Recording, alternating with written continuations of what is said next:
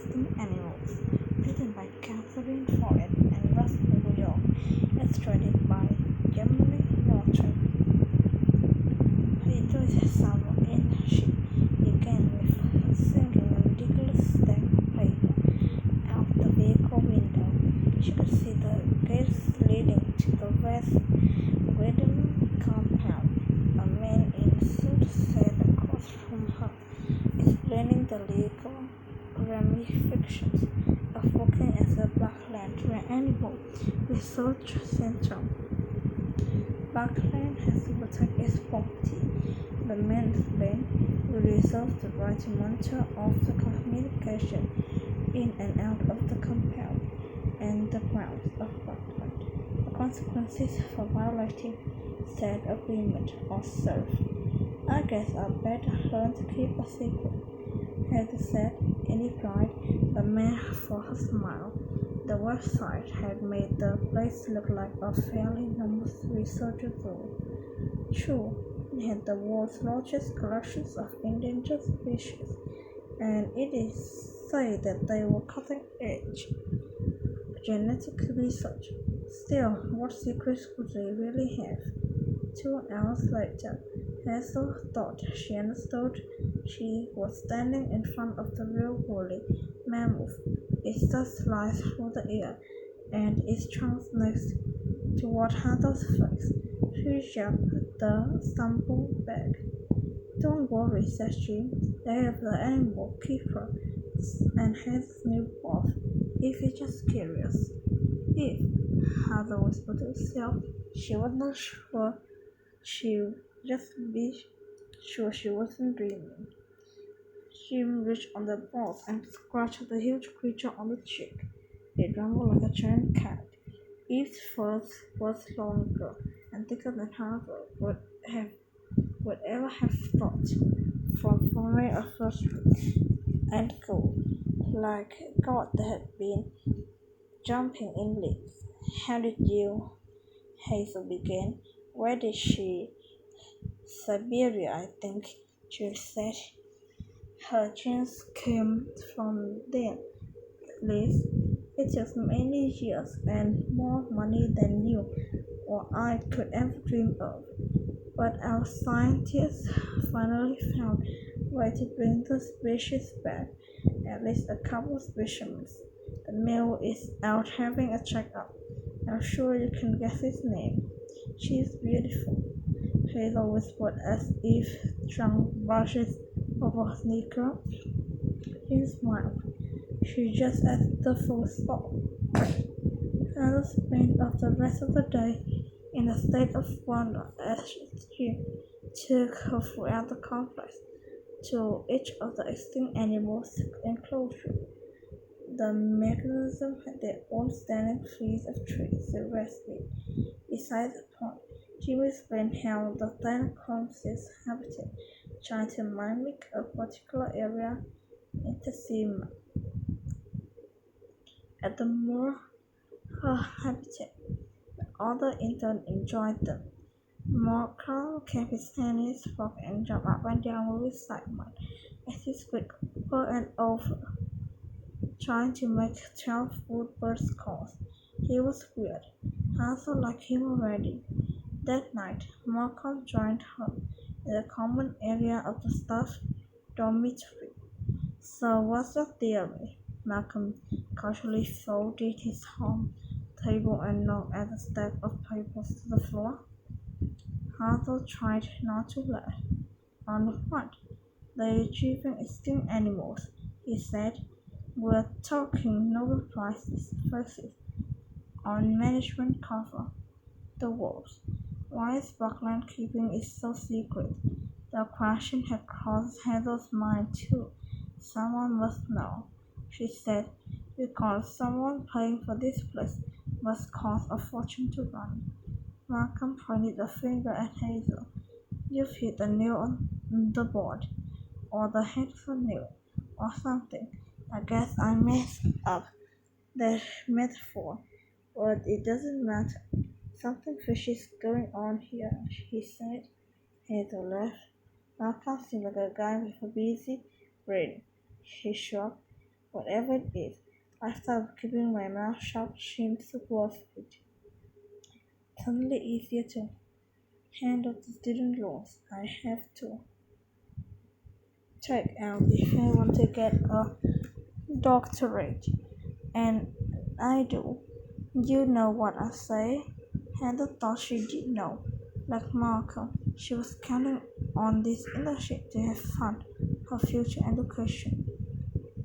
The next few weeks were hard work, as the interns, Heather and Malcolm were given every job anyone else didn't want to.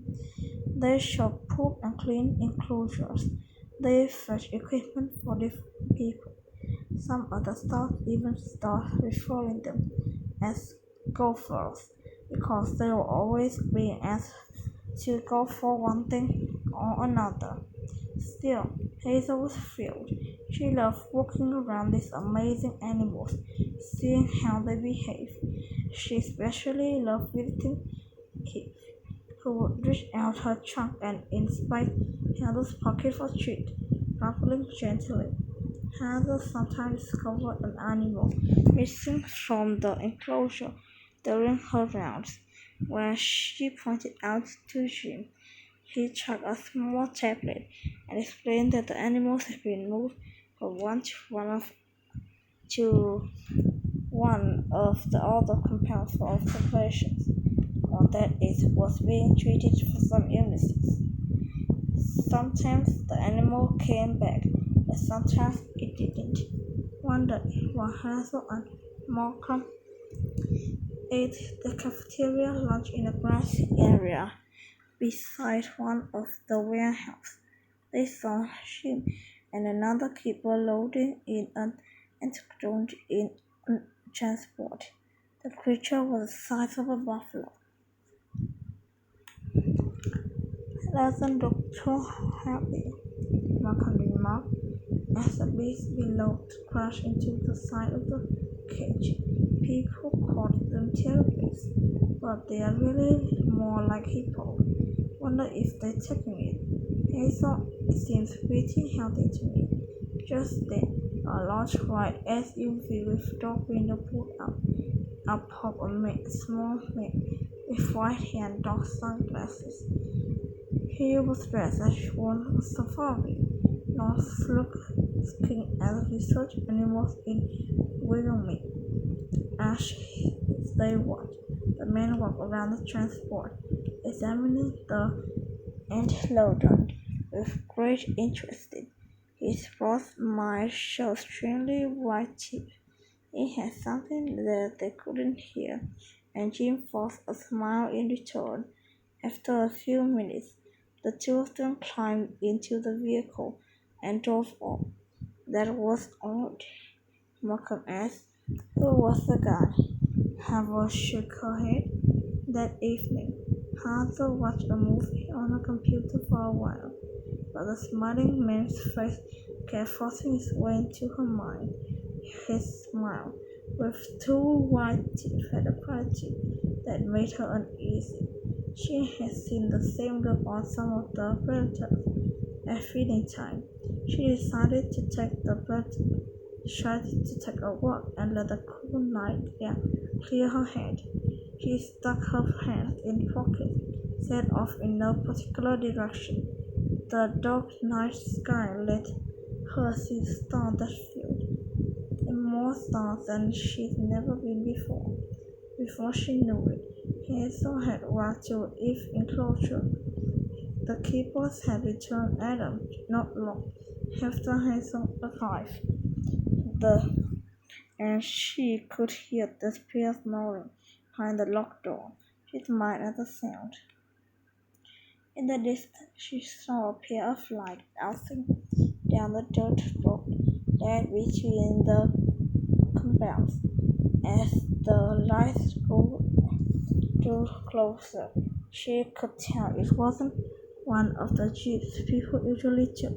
This one of them sounded more like a transport vehicle, or maybe bringing a new species or a baby. She decided to wait around. The transport became full. the gate and pulled up to what the staff called the feeding station, one of the small buildings where the animals' food was prepared. Jim hopped out with two other keepers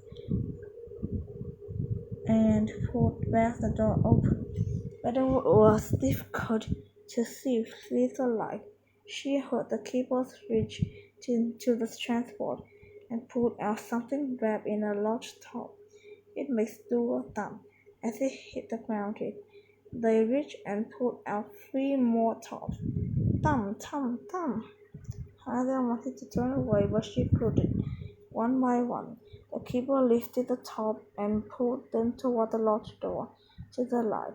They dropped the first one, and Hazel could make out what looked like part of an animal, and the second one was larger.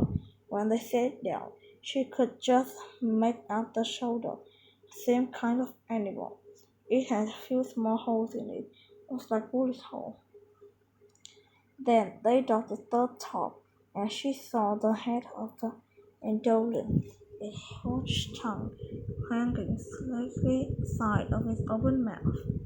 Heather covered her glass with her hand and slid back into the shadow, not sure what to do. Maybe it wasn't what it looked like. Maybe the animal had tried to attack someone. Maybe it was too sick, and they had to put it down, though she couldn't imagine why the keepers would shoot it rather than to do something more humane. Humane! She made her way back to the dormitory, questions tumbling through her brain. Had the man with the white teeth haunted the picture? Did the researcher know about it? And what of the building dragged the dead animals to? Why the feeding station? Hazel climbed the stairs to her room and locked the door behind her. The next morning, Heather was still shocked. She had barely slept, and the image of the dead indolent kept repeating whenever she closed her eyes. She didn't know the whole story of the. She needed to talk to Jim. After the morning meeting, Heather asked Jim if she could talk to him in private. Sure, he said, smiling. Please step into my office. Open doors and doors is Jim. As they both climbed in, when the door closed, Heather described what she'd seen the previous night. Jim looked out of the complexes and nodded. When they first set me this proposition, from the idea of letting billionaires and extinct animals for sport disgusting. I had created an animal for those since I was your age, he said. I cannot bring myself to do, so I refused. Jim turned to look at Hazel. Then they explained the good we could do. These people pay a huge amount of money for us to raise these animals so they can hunt them, and in some cases, eat them. Jim sighed and went on. While we raise these creatures, we learn about them, how they behave, raise young, survive. The money had also allowed us to bring back recently extinct animals. The golden toad and the Zanzibar leopard, for example, were both killing off because of humans. Now we're working for money as allow us to conservation efforts about all the globe. Last year alone, the organization bought and saved miles of rainforest in wetlands in Florida, India, and South America. It funded captive breeding programs for endangered animals in the zoo throughout the United States and Europe. We funded research trips to the most remote regions on Earth to discover new species. Most of that they could never been done if it weren't for the money we received from the legal hunting of 27 animals. And keep in mind, Jim added, most of the animals here have been extinct so long, natural habitats no longer exist. Jim's arguments make sense, but what does if Hansel couldn't accept the thought of running from some rich guy with like a big gun while he hunted here for the most expensive dinner of his life? Look, Jim said, placing his hand on her shoulder we're doing woodwork here, important work, and sometimes that means making difficult choices. You have to do what's right for you. I can tell what is that is your great worker, and I'll be happy to keep you on. You can also make the choice to end up your internship. It's completely up to you. Hazel took a deep breath. Thanks for the talk, Jim. I've some things to think about, he said. Sounds like it, he said. Could you think about it while you clean up the natural enclosure? Hazel nodded and climbed out of the truck. Hazel spent more time than usual cleaning Eve and Adam's enclosure in her eyes. The mammals were wild animals with much right to live as any other. In the eyes of the organization, they were property, and cattle or pigs, except these two animals lived stealthily. West of the then deeper leopard area, there was a young cat batting down a coconut. The coat that caused human to hunt them. Extinction just one scattering come to in. Someday this will be back to the wild. That night at dinner, Malcolm said, Okay, enough already. You've been bummed out all day. Don't leave me in the dark. Hazel sighed and explained everything. Well, he said when she finished, it might be one of the first theories that went through my mind is blown. That's it, Hazel snapped. That's all you can say about it? Malcolm shrugged. What we can do about it, we live in some sort of quiet protest, and we lose our college funding. We get to keep the moral high ground. Heather looked at her feet. Dr. Malcolm, she really needed the funding to afford school. I guess you could leave and tell the press, he continued. The program would likely to be shut down, and Buckland wildlife would be killed in the media. Buckland would likely come after you and your family with the severe consequences that larger guy talk about you. Hazel's eyes burned as tears rolled down his cheeks. After a while, people started thinking about the cafeteria and getting back to work. Mark finished his sandwiches before he spoke again. Well, you could do what I'm going to do, he said quietly, except the less than the perfect situation for the greater of all. Not all, Hazel said. Not all, Malcolm agreed. But when has anything been ever for the good of all? Hazel didn't know. She only knew that she faced a choice, and no matter how she chose someone, man, beast, or both going to get hurt.